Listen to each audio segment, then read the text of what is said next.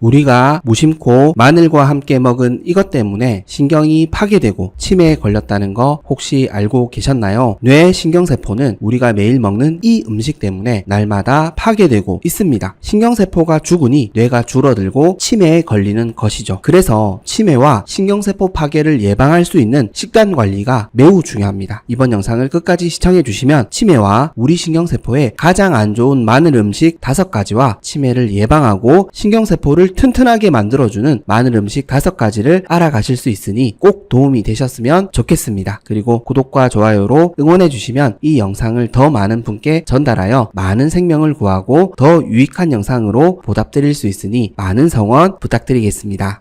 건강은 선택입니다. 선잘.